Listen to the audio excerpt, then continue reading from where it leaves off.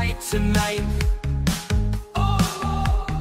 Sweat and blood hits the mat. Crowd goes wild just like that. Refs counting up to 3. 1, 2, 3, winner you see. 1, 2, 3, winner. Referee shouts louder. Welcome, everybody. It's your special guest referee for the evening. It's Dr. Stoner. We're here at 1, 2, 3, winner. And tonight we got a special guest, honestly, Rev Vinny LAX. Welcome to the show. Thank you so much for having me. Happy Thursday. Happy Thursday. Going well. We're almost into Friday. I'm loving the referee shirt. Thank you. I like the collar, too. You don't see the ref shirts with the collars. That when I first started, I had one with a collar. Now I have the straight V-neck. You don't see them with the collar too often. They're hard to find. Yeah. You know, and it's kind of cool that, like, people don't really realize, like, this is like a ref shirt. But, like, when I grew up, like, the ref shirts were just, like, straight blue or black. And, like, every promotion had a different kind of ref thing going on. 100%. The blue bow tie look is still one of my favorite attires. And, when I get to break that out, it kind of feels special. Do you break it out? Once in a while, I do have a blue shirt with a bow tie, and once in a while, I'll have a promoter saying this is what we're looking for, and we go with it. So let me ask you, how long have you been reffing for? So this is my 20th year in professional wrestling. About 20 and a half years now. I think my first actual show, I keep forgetting the date. I want to say it was in March or May. It was somewhere around the spring of 2004. I started training the winter, either like late 2003 or early 2004 as a referee. And I had my first show, I believe, around, somewhere in the spring. Like I said, I know I have the date somewhere. I can't never remember if it's March or May. But so this is my 20th anniversary in professional wrestling. Now, congratulations on that. That's pretty impressive. Thank you. It's been a trip.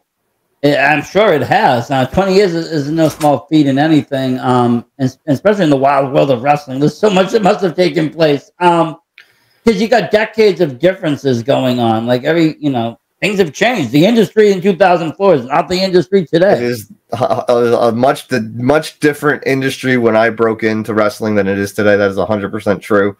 The styles are a lot different. What the fans are looking for is a lot different. The fan interactions are a lot different. Social media is here. social media changed a lot of that, and the access to wrestling too is just the access to the wrestlers through social media, the IWTV, the access to just professional wrestling. I'll tell a quick story that leads into that kind of. One of my first companies I worked for was NECW, Northeast Championship Wrestling, Sheldon Goldberg's promotion, and Bob Evans was booking at the time, and it was a revolutionary idea at the time. I think this was 2004. They were on, I think it was Sunday mornings. We'd all go in, all the wrestlers, referees, production staff, and we would just film matches in the Slam Tech school that Bob was running at the time and put those on the internet. This is pre-YouTube. This is back in 2004. Yeah. This is nothing. So just that was revolutionary at the time. Like I don't think people had the bandwidth to really handle that. People were still using in 2004. People were still using dial-up. A lot of people still had dial-up connections. They were not able to stream video like that. But yeah, that was. I mean, it was super revolutionary. I always point that out. And now every promotion out there should have their stuff, at least some matches on YouTube for people to check out, and then and just the access to all the matches you can watch is amazing. There's no excuse to at least not have a hard cam run into at least the match. But I mean, not to mention the volume of wrestling that is nowadays, right? But between even WWE and AEW being on television, 2004 WWE was back to the only show, right? You had TNA was kind of out there, but they were kind of not floundering really, but they weren't really hitting their stride yet, where they did in the late 2000s, where they had a decent sized audience. No, WWE at that point was in the Ruthless Aggression era. They had already won, all the wars. They were kind of settled down, and they really were trying to showcase the next generation of the John Cena and the Brock Lesnar. And they were bringing in the little guys like Eddie Guerrero and stuff, and trying to push them going in and forth. And some of the WCW guys, it was a different time. So you didn't have a lot of TV wrestling. Definitely not what you got today. I mean, every night you can find wrestling on, whether it's like, someone's watching MLW tonight. There's people that are watching, other shows. AEW's on other nights. Wrestling Open is on every Thursday night. Right. Like on the indie scene, you got a lot of shows now. IWTV is a great tool. You can watch wrestling across the country at almost any time. It's amazing. Not to mention, all the streaming services that are out there and everything. And that's the thing. It's very accessible. So you might as well capitalize on that because, especially because that's how it is. I mean, back in the day, it was a lot of word of mouth, I'm guessing, right? Granted, people still put on the show, but the fans that went to the show, you really had to grab them. You had to flyer a lot more. You had to promote your shows in local businesses a lot more. There was a lot more of that kind of stuff going on, and tape trading was big at the flea market and stuff. A lot of the like real hardcore wrestling fans that got a lot of like the indie stuff, or like if you want to watch any Japanese style wrestling, or even like stuff from England, you were in the tape trading business, going to flea markets and like. Going. I still see it a little bit now, even with it's still out there. Blu-rays and DVDs, but it's like they'll have some. I actually picked up like a very very old. It might have even been like the first Ring of Honor ring, like wicked old stuff. I got recently at a show because somebody had it, and people had copies of old Americanas from back in the early days of Beyond, different stuff. But yeah, it wasn't accessible. And like I was telling somebody, like growing up for me, I grew up in the 80s, 90s era with wrestling. We had WWE, you had Hulk Hogan, you had these big guys, Andre the Giant, King Kong Bundy, Savage, Ultimate Warrior. If you got further into wrestling and learned, you would then get into WCW, NWA a little bit. And then if you wanted to go further, you'd pick up that PWI or Wrestling Insider or one of those magazines and read about all the other promotions that are out there. And then you would hope that you could talk to someone that knows anything about it, but you'd have to wait for a monthly publication or try to figure out. There was no television to find or no streaming service to use or none of that. Everything was paper and especially out there with all the promotions. Like growing up in my area in the Hudson Valley, New York, we didn't have TBS, so I didn't get exposed to WCW except for like what I read in like the wrestling magazines that I would get. Back in like the 80s. So my first exposure to WCW was when like Nitro debuted on TNT, like what was that, 94-ish? Yeah. Yeah, like I didn't get to watch the weeklies. We didn't even out here. I would buy the pay-per-views. Like I remember buying like Halloween Havocs because you could buy the pay-per-views regardless. Right. They were pay-per-views. So I'd buy those, but like I couldn't see the regular weekly show. But I was, I knew who people like Sting were and Big Van Vader and those guys, but I couldn't watch the. But you couldn't get all the weekly stuff. And it just goes to show you how far wrestling has come. Because now, like I said, like you can almost just go anywhere and find a wrestling match or wrestling highlights or something to do with wrestling on any social platform. And a lot of the companies utilize that very well, showing clips to get you to lead into a match, showing home matches so you buy a show, getting you to go to a next show. That's the idea. Right, so that's the way to push your promotion out there, and it's like it doesn't cost you much extra to throw it on YouTube. It's a great tool. No, it doesn't. It really doesn't. And I started running a podcast. I had a YouTube prior to it. And me and my friend, we were doing comedy stuff. Right. This was before shorts ever existed. We were doing these little comedy skits and doing these little kind of goofy things and things we thought were funny. And then one day we got into something and we were talking about wrestling and we watched some old promos. And they just had a flair to them, something about them that just got us into a laughing mood. And we're like, let's do some stuff with wrestling. We made a couple more skits. And then pandemic hit and I wanted to continue with the wrestling. I really started to get involved. Got back into wrestling. Like I said, like the time that you got into wrestling, I probably got out of watching wrestling. Because I was like an older adult, the Attitude Era had ended, the maturity level in wrestling kind of went backwards a step for me. So I was like, okay, I'm an adult now. They're going back to the kiddie kind of stuff. Okay, let me move on. It must not be for me. I knew what was going on. I watched Mania, but I wasn't religious. Like you used, yeah. I was the same way. Probably a couple years, probably the late 2000s, early 2010s is when I really like stepped away from like watching a lot of it. I'll still follow it here and there, but. And that was, like I said, lifestyle. But it was, yeah, right. It wasn't marketed to me, right? It wasn't, I didn't feel like it was. No. I didn't relate to the characters anymore. I didn't, not to knock it. I still thought the wrestling was great, but it just didn't, draw me in like it used to. Plus, I think the characters are different, and sometimes, like, being a kid, you see these larger than life characters. Yeah. You have a different feeling than you do as an adult. You look at it differently too. But in the 90s, also the independent scene was very limited for at least me. We would have these shows like once a year. The police department would come around and do like, we're donating money. If you want to donate, we'll give you these wrestling tickets.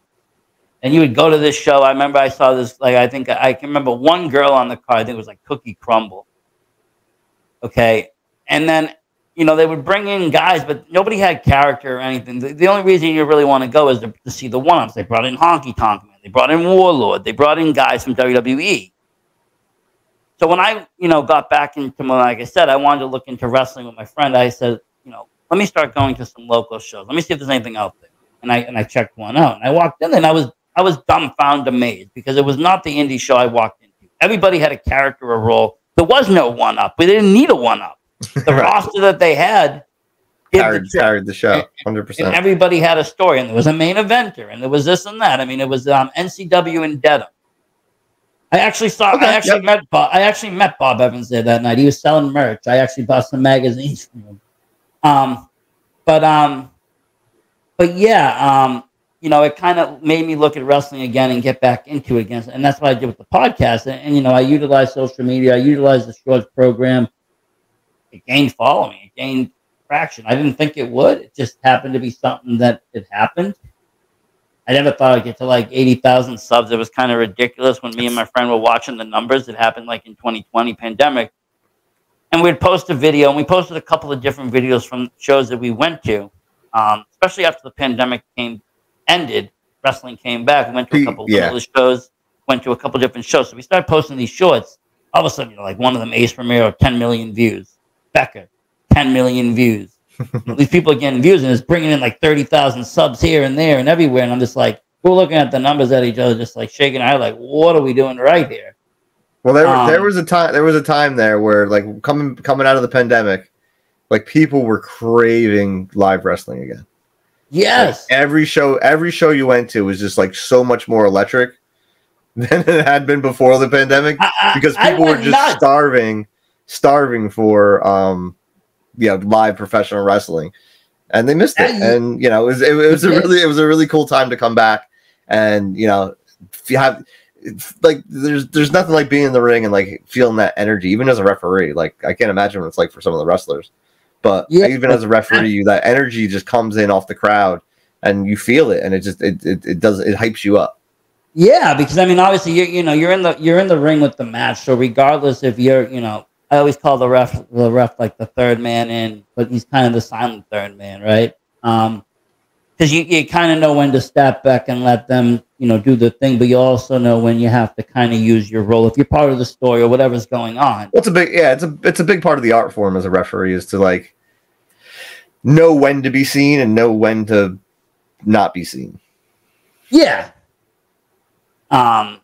And so it always, like I said, I like to see how different people kind of do it, because some refs have a little bit of a gimmick to them. Some people just go in straight as can be. You'd think they ref, a soccer game. You wouldn't know that they have anything to do with pro wrestling. Other people have different facial, movements and how they act and how they react. It all kind of is, just something a little bit different. That's what makes every ref different. But yeah, that pandemic coming off of that was nuts. I remember in 21, I was one of those people craving wrestling. I went everywhere. We went all over the place, from Jersey. I went up to Jersey. I went to Ridgefield Park. I went up to H2O Center. I went up to Maine, Limitless, up to Yarmouth. Just show after show, 3 shows a weekend. VXS, XPW coming back even. I went to see that in New York. Just whatever I could get my hands on that I hadn't seen prior, I wanted and got built up seeing during the tapings during the pandemic. I wanted to see it. I went. But yeah, people were hungry for wrestling. Yeah, They no, loved it. So it was kind of wild. started almost a boom period because we're still in that boom period. I think indie wrestling and even major wrestling, it's in a period right now that there's a lot of eyes and ears. A lot of people are into it. And it's another boom era. So indie wrestling rides the waves of the big, the big dogs. So when wrestling's popular on TV and when the big companies are popular, people look for like, oh, I like this wrestling thing. Where else can I see it?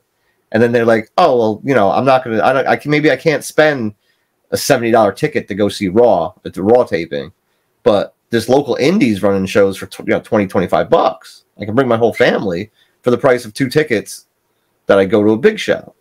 So let's go check this out. And then if the company does their job, they're going to be like, oh, this is awesome being here. And the thing, especially like the smaller companies, your places that hold like 200-300 people, like there's just such more of a like intimate feeling. Like everyone's got a great seat. That's what like it's such the indie environment. If you've never been to it, it's hard to explain to somebody who's only been to shows like big arena shows. It is, because like when I walked into that Dedham arena, I honestly knew something was different in Dedham VFW. Yes, it held only a couple people, but everybody felt like family. Everything was more intimate. The wrestlers did come out during intermission. It didn't cost you $500 for a meet and greet. You could spend $10, take a picture, get an autograph, do whatever, support your local scene.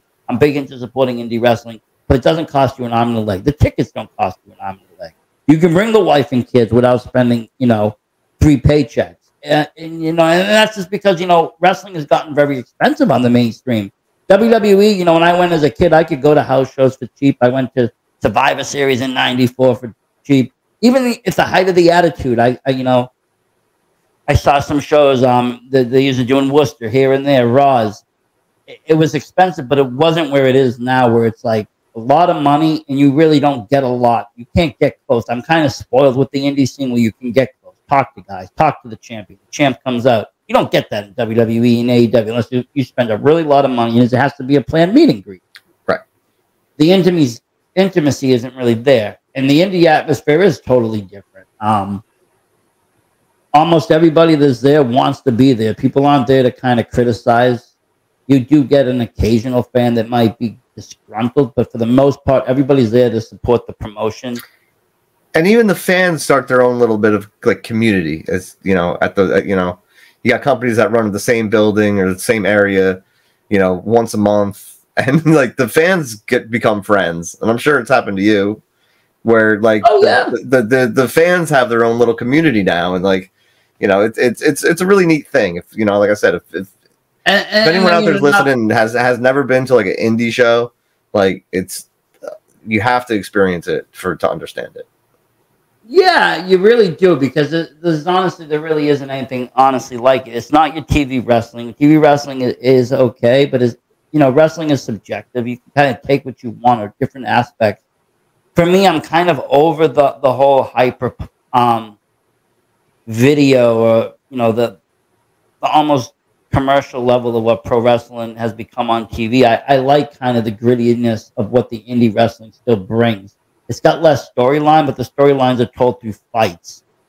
And then you can watch a little bit unload on social media, but it's not these long vignettes. When you go to a show, it's match after match after match. When you watch a Raw, it's like a couple matches and a lot of fluff, a lot of different aspects, more entertainment. As I got older, I myself personally enjoy the more, storytelling on a shorter level. Let's see how you do, within that 2-hour time frame to get everything in and get me hooked to go to the next show that's not next week, but next month. Right. And when you're wrestling on that level too, it's the wrestlers are aware of that, right? They know when you're on that, at the independent level, maybe 50% of the crowd is going to know who you are. Maybe the other 50% of the crowd have never seen you before, but you want those people to come back. So next time it's more people that know who you are. So every time you go out there, you have to project your character a little bit extra, because you don't have that backing of like being on TV every weekend and getting that kind of exposure, where you got to come out, and at the indie level you got to come out and say, this is my character, this is who I am. So it's a little bit more character based driven wrestling, which It is. that's the wrestling that I grew up on, and that's the wrestling I enjoy. You know, I was a big fan of, you know, when I was a kid, the Hulk Hogan era, right? Yep. The Hulkamania era of everyone was a character. Everyone had like big, like everyone was big, number one, but then they had big characters on top of it. Now, one of the issues I have with mainstream wrestling now, and don't get me wrong, I think they're doing a really good job with storylines better nowadays, but the characters they're all just tough guys. Right, they're all just tough wrestlers. It's because I think the MMA influence kind of took over a little bit of that. It changed, where everyone kind of just wanted to kind of be like an MMA fighter, and rather so you don't have the crazy characters that you used to have. No, like back in the day, not for none, but if you look at like George the Animal Steel, or King Kong Bundy, or like Haystacks Calhoun, you look at them, you would look at them and say they can be nothing but a pro wrestler. They're savage, they're animalistic, right? It would be you wouldn't think of it. You wouldn't look at him and go, hey, there's George the Animal Steel. He's a school teacher. Like, you wouldn't think that. Today, you could look at a wrestler and be like, well, he could be a manager at a store somewhere. Like, not everybody is convincing as a pro wrestler. They can work at a gym. And they have a normal name. Some of them just use a different name. They don't have an actual character. Yeah, there's not a lot of like those cool monikers like there used to be, right? Why when we Versace Stone? Throw something different out there. No one does stuff like that. I don't want to use a name or something else. Just do something fun. I like to see fun back brought into wrestling. Some promotions do it. You know, I'm a fan of like things like Rad Pro. I was a fan of things like Chikara. Chikara had a lot of fun with characters back in the day. Just things that are different. Because if you see a lot of shows, eventually you go to a lot of shows, you're going to see the same thing over. You're going to see the same matchups over. So how can one promotion do it differently? And that's where I think it gets interesting. Yeah, I mean, 100%. That's, like I said, I'm a big character-driven wrestling like fan. Like that's what I'd love to see. That's even like when I referee matches like that. I like to referee big characters. I think a lot of that has to do with the people who have gotten into wrestling in the past 20, 30 years. Because wrestling had that huge boom in the Attitude Era. A lot of the people who are wrestlers now were fans of wrestling back in the Attitude Era, whereas more in like the 80s and especially like the 70s even, people got into wrestling because it was a way to make a living. Yeah, it was a way to make money. They really didn't want to do it. It was almost like starting a garage band and being like, all right, this is what I don't want to have a 9-to-5 job. This is what I want to do. It was more like being a rock star. I'm a big guy. You know, I'm a big guy who likes to work out. Like, you know. Someone will get noticed, like, you know. I mean, it kind of happens a little bit today with like the higher end college athletes that WWE goes and searches out and brings into NXT and trains. But back then, it was just people who wanted a job and was like, oh, you're a big guy. Why don't you try wrestling? Okay. Yeah, like Randy Savage came from baseball. Right, Randy Savage was baseball. I mean, Randy Savage, I think, was one of the few that loved pro wrestling. But still had but a lot of them guys like Randy Savage, Ricky Steamboat, you know, those kind of Ric Flair, even like they loved professional. They loved to wrestle, but other guys, like you said, it was just a career or a job or a way. And even if I don't look at Hulk Hogan and look at him a guy that's been like, I got into wrestling because I love it. He got into wrestling because he liked being a rock star. Yeah, and I think that was the difference, and that's the difference of today. A lot of the wrestlers and people back then lived like rock stars. They acted like rock stars, and unfortunately, they partied and died like rock stars. Yeah. Where today, the wrestlers act like athletes. They take better care of themselves. They take better care of themselves mentally, health-wise. They eat better. They do things better. They'll take the time if they need it. They don't try to go and just push and burn out and fizzle out. Well, they're working a lot less, right? They're not. I mean, you talk about back in the day when, you know, people were working 320 matches a year, like long matches, like hard matches. And, you know, even the technology, the rings have gotten a lot better than they were in the 1980s. Yeah, I mean, for all the partying Flair did, he used to work crazy matches every single night. You know, but you're right. You know, the technology, what the bumps are different. What is allowed is different. How you work a chair shot is different. You know, we've had new studies come out about brain injuries. That's changed the game. Safety is always, you know, number one, or at least should be. So, a lot of those factors come into play. You see less blood on certain things, or it's been more demographic to different promotions. You have a GCW show that runs a lot of death matches, but you're not going to see it on, every show. Right. But is refereeing something is that what you wanted to be like when you went in, or did you want to like go in as a wrestler? So my story is like, I didn't plan on ever getting into wrestling. It wasn't something I actually searched out. It kind of found me. So in college, well, go back even further, and like we were talking about in the 80s, I was a big wrestling fan. And then I was college age around the Attitude Era, which was like one of the biggest boom, especially for college age males at the time. Yeah, that was their demographic, right? I mean, I was in high school. I got suspended more times for telling people to suck it than I don't right.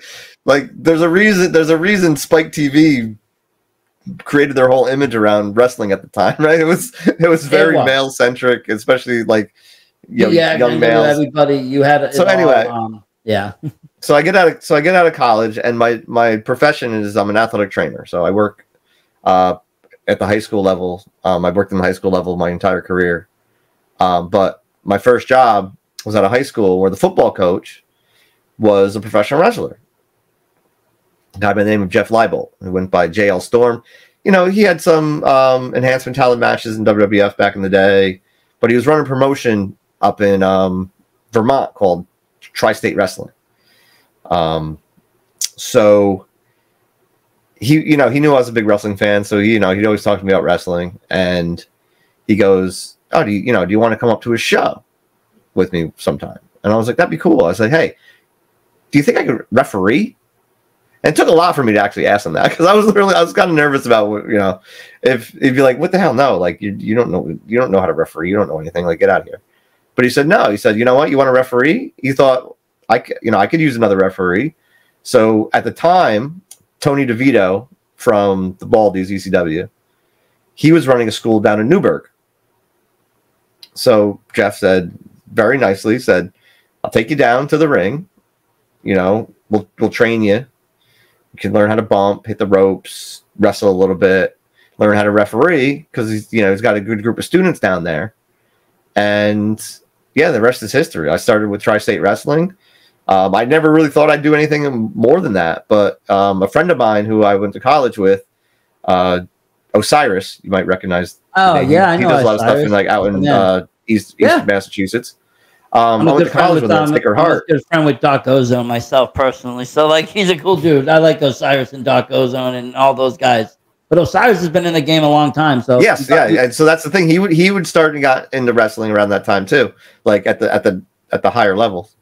The higher indie levels anyway. And so he came to the show, and I didn't even know he was coming. He came to the show, and he brought a friend of his named Zach.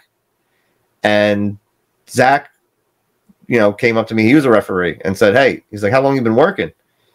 I said, "This is my first show." He goes, "You know what?" He's like, "For your first show, you did pretty well." He's like, "I could get you bookings." So I started through him. I would go to shows that he was on that, probably only had one referee booked anyway. So he was like, "Oh, I got this kid I can bring." I think Zach was like 15 years old at the time. So Zach was refereeing professional wrestling. His 15-year-old kid refereeing professional wrestling. I was like, "Oh, I was like 24. He was like, "Hey, come to these shows." It was a different era in wrestling. You just got to remember that, right? Yeah. And that's kind of how to cut my teeth at the indie level, was just, driving, downloading MapQuest directions to some VFW out in the middle of nowhere in Massachusetts in front of 30 people refereeing matches. And it was great. I had a great time doing it. And that basic training, that was, I heard that basically refs go through almost a similar training as a wrestler in the very beginning, at least. A lot of them go through the entire training. I had no interest in doing that. Wouldn't want to do that. That was not, but I learned enough to take some moves, learn how to do the flip bumps and the, I never even went off the top. I never climbed the ropes ever. Never climbed the ropes. Ropes are scary. Ropes are scary. I went to. I never climbed the rope. Never had any interest in that. But I took all the moves and I learned how to give some. I learned how to train wrestle a little bit. I could throw a pretty good punch. I think in my opinion. I went to a fancy camp in New England Pro Wrestling Academy. Oh, that's cool. And they had, the whole day you work with the people, and one of the things you do is off the top. And my God, is it different than what people think on TV? Like, you got to get up there, your knees are shaking. I had to have another dude hold my hand, get the crash pad. Like, I'm like, yeah, I don't know how these people are hopping. They make it look like it's like, easy as pie. And I'm thinking, when I trained, there were no crash pads in the ring either. There's no way I was. And I'm thinking, in my head, well, I had that Hasbro ring, as a kid. It had that, that platform. I just stand on top. It must be solid, right? No, there's none of that. You're bouncing on 2 little ropes of shaking, and if you stand there too long and think, you're gonna fall. Yeah, it's an experience being in that ring. But yeah, I got lucky too. You need to kind of know, just if you get knocked out, a ref gets knocked out, part of the story. You need to know how to fall and not kill yourself. Oh yeah, but the trick there too is that referees shouldn't bump like wrestlers. It's a different kind. It's a different kind of bump. You should really be hurt. You should really, really be hurt. It should look a little bit more, sloppy. I want to say, but safe. Because you're mundane, but you're mundane compared to these superhero characters that are fighting. So like, it's also a bit of overselling as well. But I got really lucky with training. Like the class that Tony DeVito had at the time was incredible. He had Diablo Santiago helping him train, who was a member of the Outcast Killers back. Great tag team on the indie scene back then, Ring of Honor guys. But we were training Cheech and Cloudy were there. Bobby Fish I got to train with. Like he was one of Tony DeVito's students. Hale Collins had come up from Johnny Rods. He had a couple years training and then came up to continue his training up there. So we had a really good group of people that I got to like, and they were almost at the end of their training, which was great for me. Because when I came in, they were just starting to get matches, so they were able to pass that knowledge. We were also able to work stuff out in the ring, and I would be able to work with them, and then go to shows and work with them. So I was a little bit more comfortable knowing who I was working with when I first started out. Yeah, so that was a big help for me. And not have just some guy that just came in if you screw up, the guy's gonna probably slap you. Well, back then, 100%, they would have. Yeah, I've heard stories of refs screwing up and just getting just getting stiff. Now slapped. You just get. I don't think anyone would assault you nowadays. No, but now you would get a good. Assault. You would get a stern talking to. I know. I've heard stories though, even of people telling the ref to switch out the ending, and they'll do it, and the other guy's getting mad and hitting them. It's just but again, coming off the 80s and 90s, wrestling was a different scene altogether. It was more corny than ever. Well, there's a funny match that is online that you may have seen. It was Doink the Clown versus Hacksaw Jim Duggan. I don't know if you've ever heard this story. I don't think I have. I was the referee for this match. Hacksaw Jim Duggan, Doink the Clown. I can't remember the name of the company. I want to say it was. The initials were UPW, Ultimate Pro Wrestling. It was in White Plains, New York. First time working for the company. I get booked on the show. I go down. And it was one of the first times I actually got to work with quote unquote names from especially from the 80s. Was it Matt Borndoink? What's that? Was it Matt Borndoink? Matt Borndoink. It was the original and Jim Duggan. Yes, the original. Well, was he the original? Wasn't there one? Yeah, he was the first Doink. That's what I'm just saying. It's after that they just kept. But he was the main Doink. Yeah, the main Doink was Matt. The main Doink. And this is when he was doing the Joker makeup, whatever. Yeah. So go check that after tonight. Go check this match. Go put it on. Go on YouTube. It's on YouTube. They get into basically a shoot fight in the middle of the ring. They start arguing with each other. And, I think Duggan's got a headlock and Bourne wants to get out of it. And Duggan's no, and just pulls him in. And then they start rolling on the ground at one point, and then they square up. And this is the meme that's out there. It's they square up. And Duggan goes, "You want to work? Or you want to fight?" Actually, maybe it was Bourne that said that. One of them said it. "You want to work? Or you want to fight?" In the middle of this ring. And me, I was a huge Duggan mark, back when I was a kid. I remember having blue underwear and being oh! Yeah, I loved Hacksaw Jim Duggan. And I'm sitting there going, guys, what are we doing? Guys, what's going on? Yeah, so yeah, that was one of my I heard Duggan got into a few shoot fights actually through his wrestling career, like out of WWE. Like I mean, possibly. I've gotten to work with Duggan a few times after that, though. He's a fun guy to work with because he gets it. You know what I mean? He gets it. He understands. He's been there. A lot of those 80 guys that are still here with us, like they're kind of gems, honestly. You know, you'll see them in conventions and stuff because I feel like we got robbed. A lot of them lived that rock star lifestyle that we lost a lot young, like Big Boss Man, Earthquake. These people, we lost them very young. One of my favorite wrestlers growing up, definitely top 5, was Mr. Perfect, Kurt Hennig, and like, yes, I would have loved to meet that guy and like work with him. Like that would have been a dream. And like, you know, I didn't know, obviously as a kid back then, you don't have adult money. So you weren't able to go and do all these cool brunches and things that you've seen advertised. Like I have magazines I'll read and I seen like all this stuff. I'm like, why didn't I own half of this stuff at this cost? And I'm thinking, well, oh yeah, I was a kid. I was 7. I had no money. I was 8 years old. I had no money and mom was like, no more wrestling. You're breaking the house up. Like, you know, but as an adult, though, you look at these things and be like, I would have bought Randy Savage's autograph, Ultimate Warriors, Bret Hart's, like all these autographs they were selling, everything they were buying, like the merch game would have been wild. But yeah, I mean, it was such a time in wrestling that no matter what, I will always go back to that time. Like even if I don't watch current stuff now, I'll go on the network and watch WrestleMania 3, 4, and 5. Yeah, those are some of my favorites. I'll go check out SummerSlam 88 and 89. I'll go to the 93, 94 ever. Sometimes I find the cartoonish stuff to be kind of entertaining, even as an adult. As a kid, I enjoyed it. I was a fan of WrestleMania 9. I thought it was cool going to Caesar's Palace. The matches, I mean, when you're a kid, you're not exactly. I'm not analyzing it. Yeah, you're not one of these guys writing blogs about it, like every little like detail. And I think that's what's kind of harmed wrestling. Everybody's got an opinion, and that's fine. But everybody wants to be an expert opinionist, and that's when it's like, okay, well, we're all fans at some level, and it's like we all have an opinion, but I'm not going to change your mind on how you look at something, and I shouldn't be expected to, or you shouldn't expect me to. Like, that's how you feel about it. I mean, let's be honest. That's kind of what social media has become overall, not just about wrestling. It's a way to manipulate others into believing how you believe, or at least persuade, and that's the whole weird way. It's turned into an argument factory, basically. And then that's why I think on any of my shows, you know, the VSW podcast, which I started in 2021 for indie wrestling, and this new show that I've started, you know, 1, 2, 3 winner for referees in wrestling.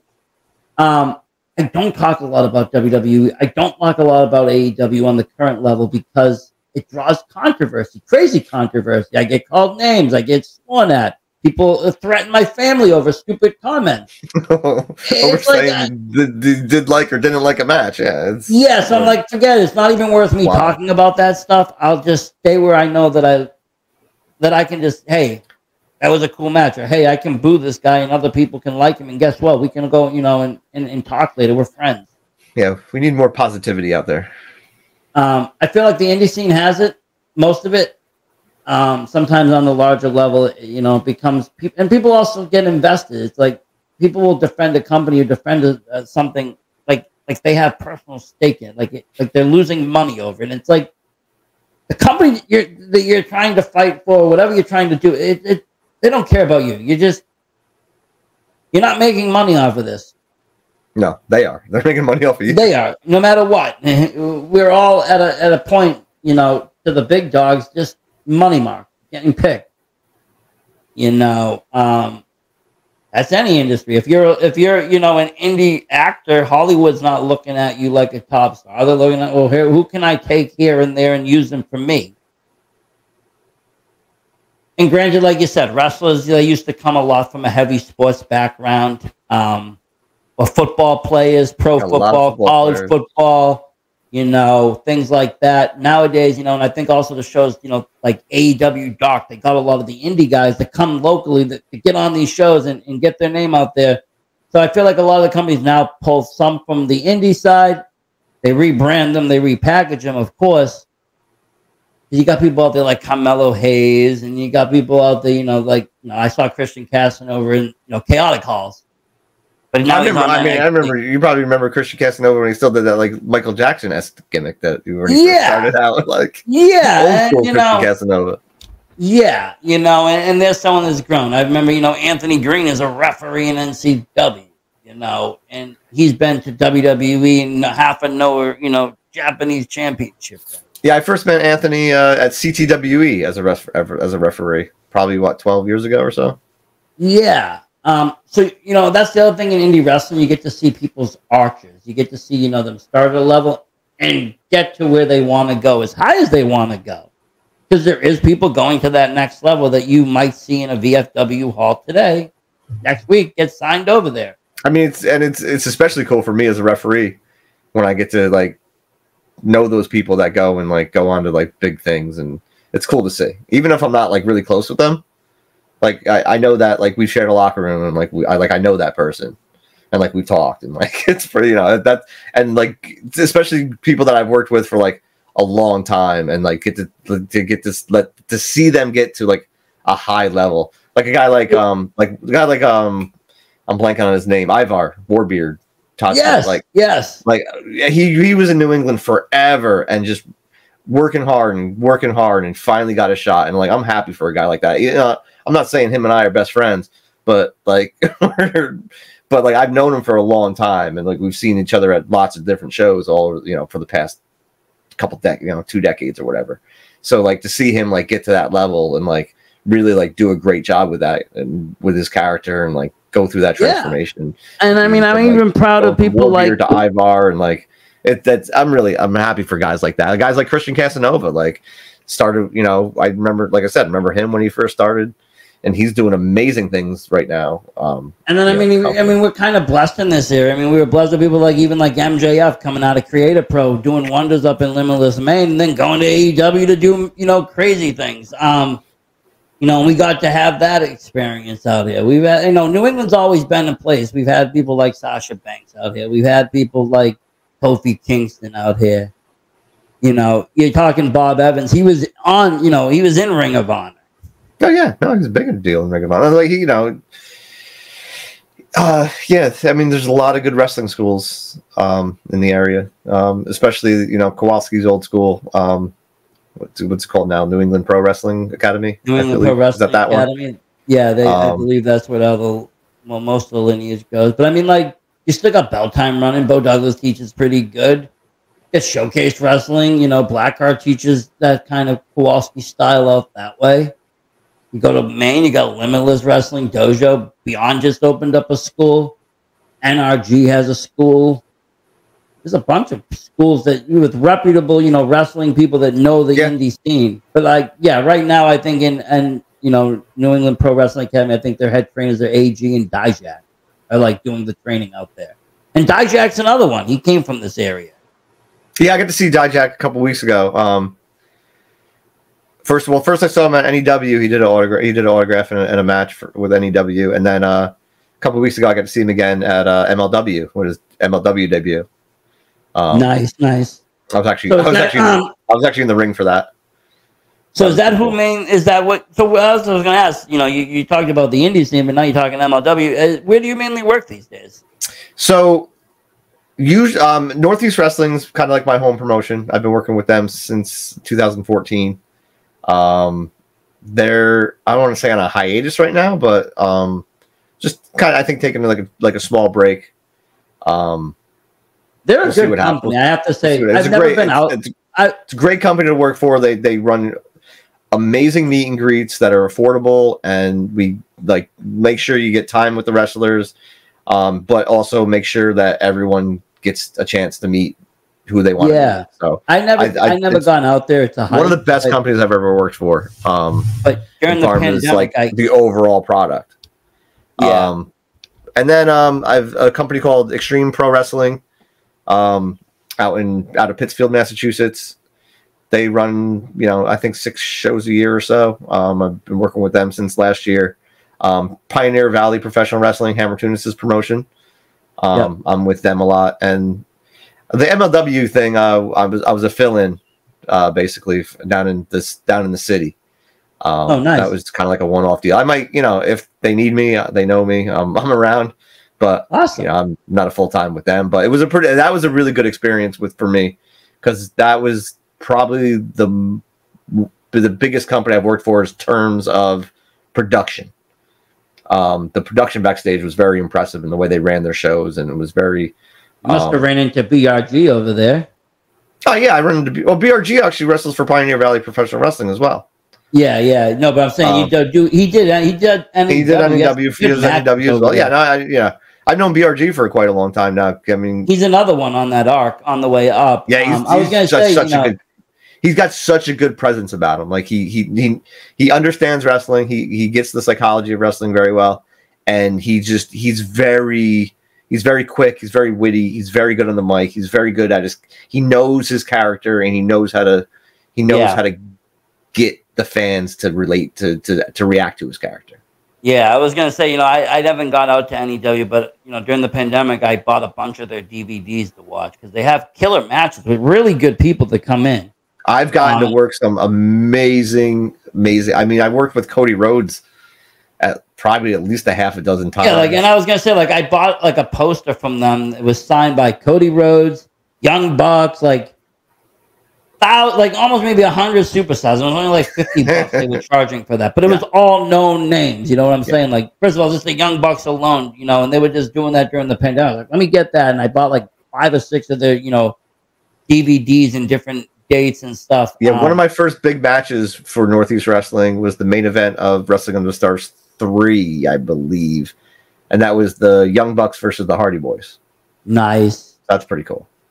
It is. But yeah, I got to work with Cody. I got to work with Cody Rhodes a bunch of times. I got to work with Jushin Liger.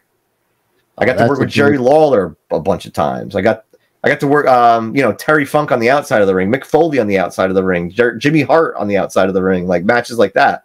That's cool. I never, like I said, 20 years ago, getting into this, I never thought I'd be doing this for this long or at the level that I've done it at. Have you ever gotten starstruck doing it? Have you ever been in the ring and all of a sudden it's in awe? Once, because when you're in the ring, you're kind of in work mode, right? You're not really. I would hope so. I was talking to him the other day, and he said that one time he got into a match and he started to watch it like a fan for 30 seconds and forgot where he was.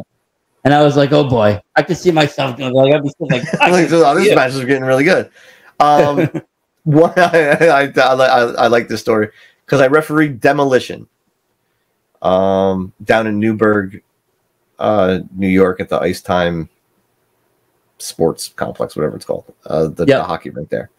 And so, we're working the match, blah blah blah. Axe goes to get in the ring. I go, Axe, stay in your corner, or something like that. And then I turn around and was like, oh my God, I just told Axe to stay in this corner. How cool is that? I was a huge Demolition mark as a kid. I love they were my favorite tag team of all time, is Demolition. And that was the one time where I kind of took pause and was like, that was surreal. I just told Axe from Demolition. I can imagine that. I would have probably done this to get back in his corner. Yeah. They got me into tag team wrestling. Because, face it, even back then, if you're thinking of that division, it was a pretty stacked division. You had Heart Foundation, Power and Glory, all these teams, Killer Bees. But Demolition was just so cool coming out, their masks, everything. I know. Even people say they're a Road Warriors ripoff, but I don't care. They did it better than the Road Warriors. They're still my favorite. They're my favorite. Plus, they had Fuji. Mr. Fuji was. And I think they're, my opinion, they were better wrestlers, but that's up for debate. I had more of a pop for them. I wasn't really I'll be honest. I wasn't really Road Warriors. I was never big Road Warriors growing up. I was just introduced through, like I said, the tag team wrestling WWE. And by the time the Road Warriors came and I saw them in WWE, I thought they were ripping off Demolition. Right. That's the thing. You would have thought they were ripping off and I think too, by then, I'm not going to say they were old, but they were definitely older than they were in their prime in WCW. Yeah. I mean, I'm not going to take anything away from them. I went back and I've watched the WCW stuff in their earlier other matches, and they are a good tag team, but something about, again, Demolition, even when they brought in Crush, it was just very cool for me. Seeing even when the heel turned to face turn when they got attacked by Fuji was really, at that Survivor Series was something pretty cool for me to watch on TV, Again, I grew up in that era where these were larger than life characters. I would never think Demolition could do anything but wrestle. Yes, 100%. But yeah, that was the one time I kind of just took pause and was like, that was surreal. Like I just told Axe something. I'm in the ring with Axe, and I told him to get it. Dude, and I told him to do something. And he listened. And well, yeah, he doesn't want to get disqualified. Well, that's the cool thing. You feel that, and I always like to ask the ref, do you feel like the rules have kind of slightly like gone downhill from like those days, like the count outs outside have gotten sloppy and stuff?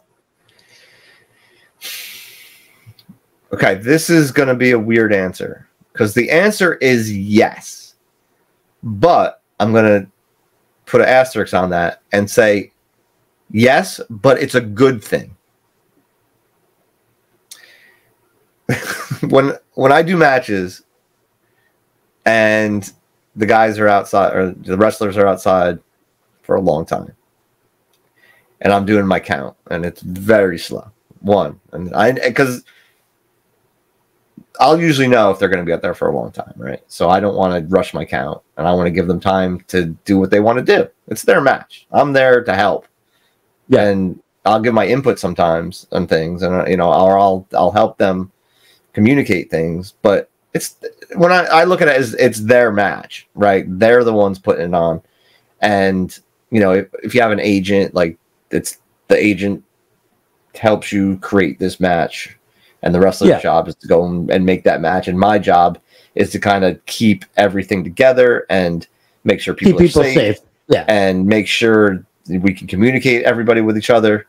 But that being, I got off track. But so I'm doing my count. And they're out there for 20, 30 seconds and I'm up to 4. Right? And you'll hear somebody, you always hear someone in the crowd, count them out, ref. They've been out. And I go, do you want to see the match end like that? Like everyone's going crazy. Like they're doing that. They're out there for a while for a reason because people are enjoying it, right? If people were crapping on it, they just move on. But they're out there for a while because people are enjoying it and they're having a good time. They're like, you really want me to end this match right now on a count out? Like that's how you want to be entertained. No, like that's the entertainment. So wrestling's entertainment, right? Wrestling's entertainment. It doesn't need to follow a strict rule book. Nobody's ever sat down and read a professional wrestling rule book because it doesn't exist. Right? That's one of my favorite lines as a referee too, is that I make the rules up. There's no rules. I get to make up the rules as I see fit because I'm the referee. If I think something's going to be more entertaining, we can work around these rules that don't exist. Well, yeah, because everybody has their own universe. There's characters that shouldn't exist, right? We had Chris Statlander around. She was an alien. That shouldn't exist, but it does in the world of pro wrestling, right? So anything can be bent. One of my favorite stories, Goldust. I was working a match with Goldust, and he goes, "Listen," he's like, "We're going to be outside the ring for a long time." It's like, don't count us out. This isn't real. I went, wait, what? I just laughed. I was like, that's one of the funniest things I ever said. Like that's funny. He said, don't count us out. This isn't real. So that's the point. Like, if it's going to be more entertaining, why do we have to follow the rules like to a T? Like, well, that's because I think in the old WCW days, when like throwing people over the top rope was illegal, and I get why they use that as for like storyline purposes. But come up with something else. I grew up in an era where like jumping off the top rope was illegal at one point in wrestling. Why? Yeah, no, that shouldn't happen. But like, I guess like growing up in era, you can probably attest this. You would have a lot of matches that would go the distance, and then all of a sudden, the heel would hit somebody with the weapon. They'd get DQ'd. They would get themselves counted out, so they wouldn't have to, lose the title. And draw more heat. You don't really see that kind of stuff anymore either, though. People don't really utilize that. That's the difference in the stories, and the difference in the way you're telling characters. A character like Honky Tonk Man wouldn't exist today the way Honky Tonk Man was. No, Honky Tonk Man held the IC title for what? It was like at the time the longest reigning champion in the history of the WWF. Yeah, he never won. He never won a match. No, but he drew the heat. He'd beat enhancement talent, and he might beat like lower level, like names, But he would DQ to win, or he would every pay-per-view he defended a title against someone he was supposed to lose to.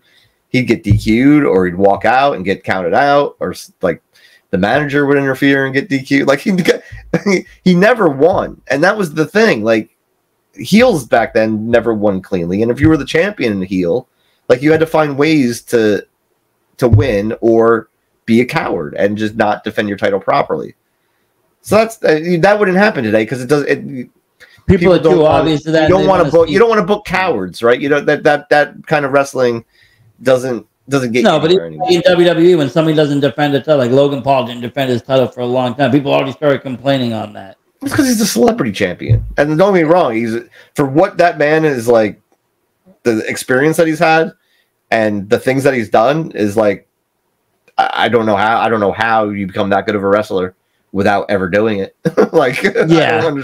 That the way the things that he's just an athlete. I mean, like that's you got chalk that up to that. But he's also he gets entertainment. He knows like, through what he's done, he gets the entertainment side of it. Yeah, the entertainment point. And sometimes the entertainment, and obviously even growing up as a kid, the entertainment would outdraw the wrestling. Hogan wasn't. But yeah, you don't. I mean, Logan Paul's not going to wrestle every freaking week. Like that's not what they booked him for. They booked him because he's a celebrity, and then you're like, oh, we can get more eyeballs on our product if we bring Logan Paul in. And he's entertaining. Say what you will about Logan Paul. There's a lot of things that you could probably say about that man, but he's entertaining.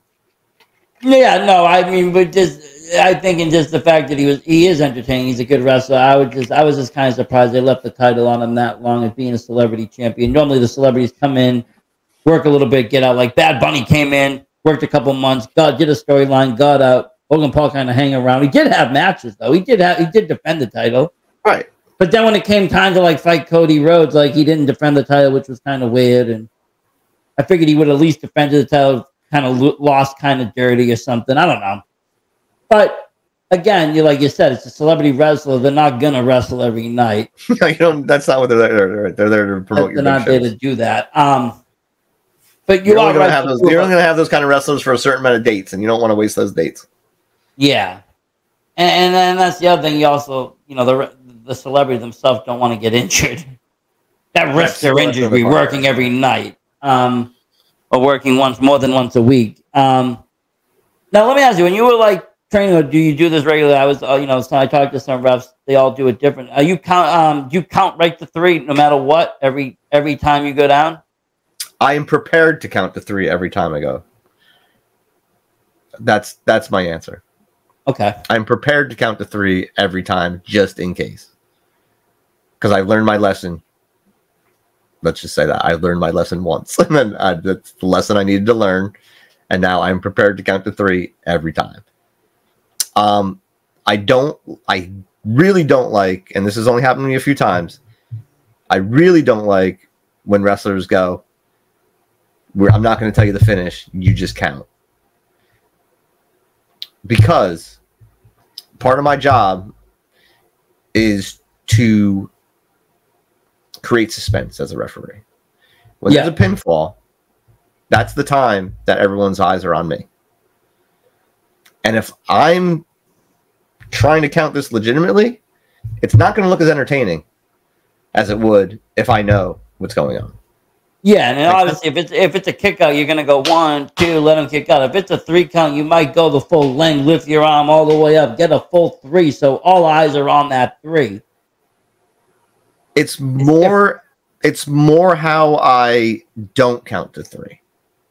Because the count to 3, you want to make it look like it's not going to be a count to 3. But the count to 2s, you want to make it look like it is going to be a count to 3.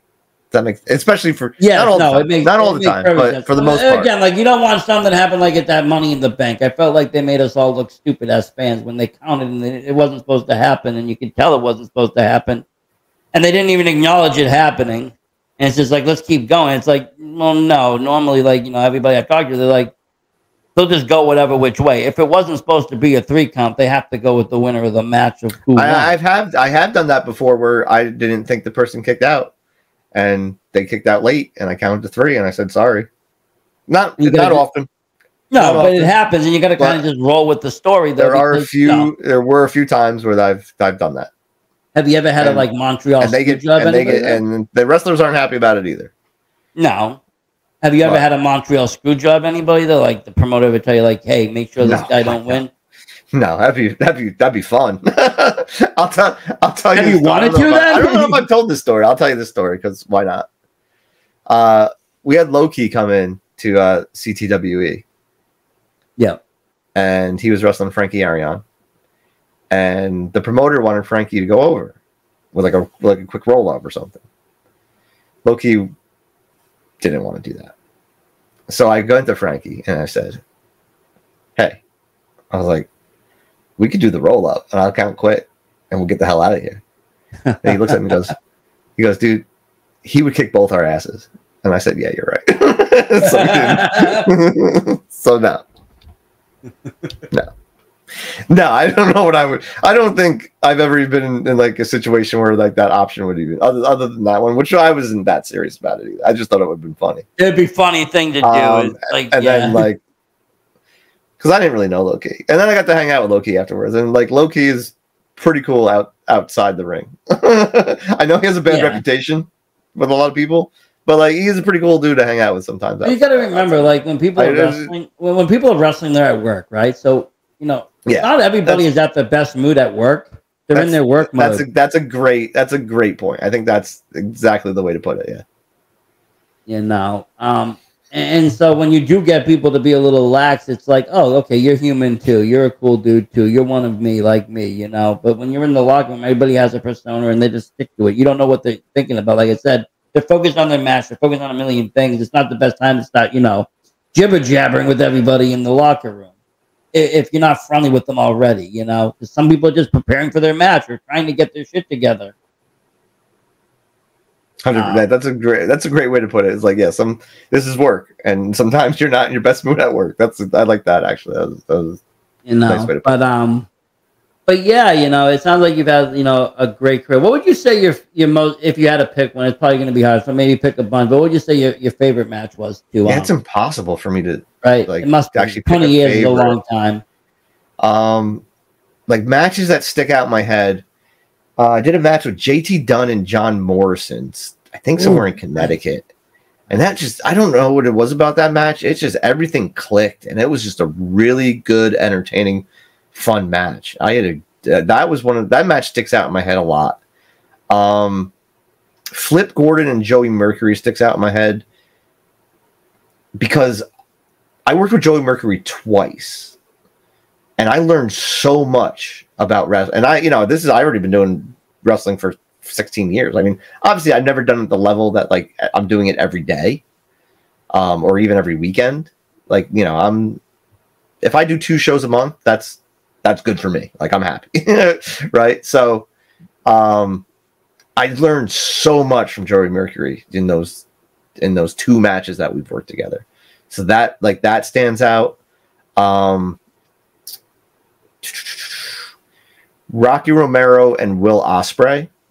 Wow. That was probably one of the most intense matches I've ever worked. Like as far as like having to be on my toes. Yeah, well, Will's pretty quick. He's very quick in that ring. And Romero, so was Romero. And I got a really good compliment from Romero after that match. So that was pretty cool. Yeah, those 3 matches stick out. Like, Jeff Hardy and Justin Lager, like that. I got to do that. Like, where like how did I end up in that ring? Like that's a dream. Sometimes I think like how did I end up in that ring with Jeff Hardy and Jushin Liger, like wrestling for the first time ever? Like that match stands out. Like, and then you think of yourself as a kid, in the college watching the Hardy Boys, and it's like, wait a minute, now I'm sitting here in the ring with this dude. It's like it's surreal almost. Yeah. And then you got matches that are like personal for me. Like I did Brian Anthony's retirement match against Vito for Northeast Wrestling earlier this year. Because Brian unfortunately had to have neck surgery and doesn't look like he's going to be able to perform in the ring like he wants to. So, like that was a really like cool match to do because I've known Brian almost since I've started, probably 17, 18 years. He was the one who got me like a good word in with Michael Lombardi, the promoter for Northeast Wrestling, to get in there. And so like matches like that, yeah, like those are the ones that probably stand out the most. Well, those are some hell of a matches, I have to say. And I want to watch them. And plus, I mean, well, obviously that Duggan match must stand out too. Yes, that one for different reasons. That one definitely. I do want to. I am going to watch that one tonight as well. I just want to, like I said, I'm a Duggan check fan. that out. I'm a Duggan fan. There's an Adam Cole Cody Rhodes match on YouTube that I did that I'm pretty happy with. Nice. I don't know. Well, hopefully next year I am hoping next year to get out to NEW, to get out a little bit more and travel, see other promotions I haven't seen live. Hopefully I see you out there live. But yeah, you're a Massachusetts guy, if I'm not mistaken. Yeah, right? So yeah, I'm in Mass. So yeah, like Pioneer Valley Professional Wrestling out in East Hampton. Okay, they're running in October 13th, and if you're around Pittsfield, check out XWA. It's so XWA is promotion. They run Saturday afternoons, which is amazing. Nice. Show starts at 5. You're out by 8. And yeah, that's good. It's not a late night. You know, for us older people, it's great because it's like, because oh my god, I actually get 11 show at like 10:30. That's amazing. Yeah, it does make a difference. I'm used to the show being over with by the time I get out of there and drive home. It's like 2-3 a.m. Yeah. I'm not gonna lie. Yeah, I'm getting. I know I'm not old yet, but I'm getting up there, and it's like it is late night sometimes. Yeah, especially on the ride, depending on where you're coming from. The rides back can be like, you're tired. It's been a long night. The road's dark. Everything looks the same. It's like, I want to be home. Yeah. Because I've done even like I said, the trek to go up to like Maine or go for 3-4 hours to see a show. Nowadays, if I'm gonna do it, I'll try to make a weekend of it. I'll say, hey, to the wife, let me bring the wife and kids. We'll get a hotel somewhere nearby, spend the night, make a night of it at least. If it's too far out, otherwise I'll go with somebody like a friend. I try not to drive too far out alone, just because I get tired after a show. That can be dangerous. And I don't drink or anything at a show, but it's like I get tired. I exert myself. A lot of energy goes into a show. I'm screaming, I'm yelling, and on the way home, it gets so monotonous driving. I'm like, I love to have just a friend, just even if we're chatting with, just to talk, so you're staying awake. But yeah, those are things that you don't really have to worry so much when you're kind of younger, because you have the energy just to be awake. Oh God, I remember I remember going to shows, getting done with the show. Right, the show would get done at like 11 o'clock. Break down, blah blah blah. We go out to eat at Applebee's. We'd stay at the Applebee's to close the place down. Be 1-2 a.m. All right, let me go. I got a 3-hour drive home. Driving home, or even CTWE back in the day when I'd go and I don't know if you know the Battles, Anthony Battle, Chris Battle. Yeah. So they live around the area where like CTWE and Northeast Wrestling and Bethany ran and runs. So we'd all go hang out over there after the shows and we can get something to eat and hang out till 2, 3, 4 a.m. and then be like, all right, yeah, time to get going. I'm going to drive home and not even think anything of it. Get home at 7 a.m. Sleep till noon on the Sunday and wake up and then go to work on Monday. Yeah, no problem. No, you can do that. 44. I don't know if I'm doing how much I'm going to be doing that anymore. No, even like I said, last weekend I went, just on a fan base, went to a few shows in 1 week, and it's not that I get tired or anything, but you do kind of feel it Monday morning. It's like, oh wait a minute, I've been out all weekend long. I haven't barely been home. It's different, but like I say, you're only as old as you make yourself feel. Yes, and the wrestling does keep me young. And plus, when you go to a car and you see guys in the ring that are older than you, that's always an inspiration. There you go. Right, if they're in the ring bumping and jumping, then we can at least drive there. I mean, there's still plenty of people I work with that have been doing this longer than me. So, yeah, and I mean, I think that's the other thing that's kind of changing wrestling, that where people are taking better care of themselves. They are more athletic in their 30s, 40s, 50s, some in their 60s, even that they're able to still compete 100%. To some level. I mean, you look at the main event roster of the WWE, and all those people they're not in their 20s. No. It's not a young company. No. The underbelly might be in what they got for the mid card. Up-and-comers. That's why the NXT brand is, the NXT brand is what it is, right? That's the show for the younger wrestlers, and then you got the people who've been doing this a while, and they get the main roster spot. So makes sense, though. Makes sense. Oh, So yeah. we're just about out of time, unfortunately. Damn, time does fly when you're having Time flies fun. when you're having fun, right? It does. It's been a great. I get rambling sometimes on these things. I feel like I enjoy the ramblings, though. I like to listen to them. I like when people ramble. But where can folks find you online? How can people follow? Oh, my social media. Well, I am a Twitch. This is why I got this nice setup here, because I am a Twitch affiliate, not partner yet. Not even close to Me partner. too. I'm an affiliate too. Partner's a little bit harder. Twitch. 75 viewers. I'm happy with 5. If I average 5, I'm doing pretty good. So I got lucky. My kid did some good games, and I was like, oh, cool. Oh, look, now we get our own little sticker. Nice. Yeah. But I will say though, I probably made more money on Twitch than I did in my first 2 years of professional wrestling. So that's awesome. I got that going for me. What do you do on Twitch? A lot of variety. Right now I'm trying to play through the Final Fantasy Pixel Remastered series. I'm up to Final Fantasy 5. I'm in the middle of that. So you're doing gaming on that? Oh yeah, I do a lot of gaming stuff. Nice. I play a modded version of the old Tecmo Super Bowl video game with new rosters. I do that during the NFL season. And on Mondays, it's Pokemon Day. I've been playing Pokemon games because I never played Pokemon growing up. So I'm trying to I got into Sword and Shield. I finished that, and now I'm in the middle of Shining Pearl. Awesome. And then on Fridays are my favorite stream day because I go back and we just watch retro television commercials for 2 hours. That's fun. It's a good time. That's like I actually, favorite. You know what? To be honest with you, I think I've actually caught that show. Oh yeah. Yes, I think I've seen you share it, and I think I've caught that show. Yeah, you can find me Referee Vinny LAX on Twitch, twitch.tv/Referee Vinny LAX, and of course on Instagram also is at Referee Vinny LAX. I do have a YouTube channel called Just Another Guy Talking About Stuff. Going back to the pandemic, I was laid off during the pandemic. I didn't have a job, so I was like, let me do what everybody else is doing and make a YouTube channel. I really don't make too many videos anymore. I mainly use it to post my Twitch VODs. But I will be making my presidential election predictions like I did 4 years ago. I did pretty well 4 years ago too. I was close. Hey, though, you know what's cool about Twitch Island? That you can go into the Twitch thing and you can just export the video automatically to YouTube, so you can just mirror it off in whatever game you're playing, whatever stream you have. Yeah, will get sent right to YouTube automatically. You don't have to do nothing with it. Yeah, I like to edit them a little bit.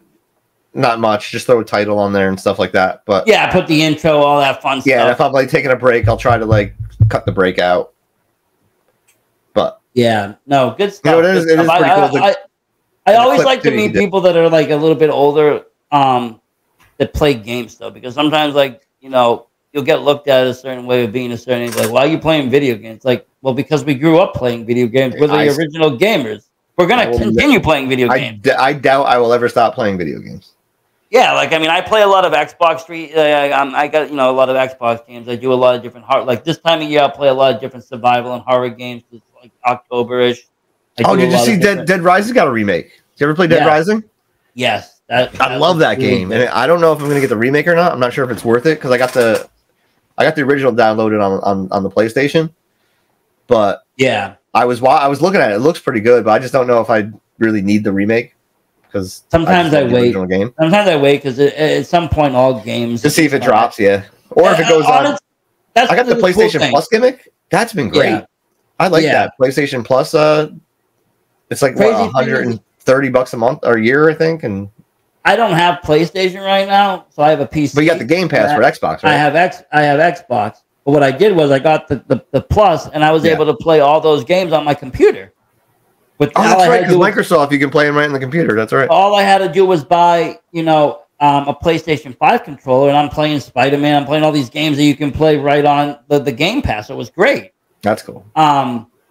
But yeah, I'm still I'm one of those people that I'll probably always be a gamer. I enjoy gaming. I enjoy streaming it. Sometimes it takes off, sometimes it doesn't. I do it more for fun. Well, if you're around tomorrow morning, 7:30 a.m. Eastern time, well, I'm up. pop in and say hi. 5. I'll give you a shout out. Yes, I will set reminders now. Make sure to actually send me the link. Let me make sure I'm subscribed and all that fun stuff too. Because sometimes I get kind of lost on where I'm at. I'll send it to you. You shoot me all that stuff, definitely. But thanks again though for coming on. This has been a great episode. Thanks for having me on. Anytime. Like I said, I love to sit here and ramble. So. And I feel like the refs don't get to ramble as much. The wrestlers always are the ones that get to come on and ramble. I like to listen to you guys. That's why whenever I get real stories. When I get whenever I get an actual opportunity to come on, I just start talking and I don't stop. So. I love it. Well, thanks for having me on. Everyone watching, have a great time. Hope to see you around. Say hi on Twitch. And thank you, everybody at home, though. Yes, thank you, everybody at home, for watching 1, 2, 3 Winner, where you can be a winner, too. Versace Stoner, out.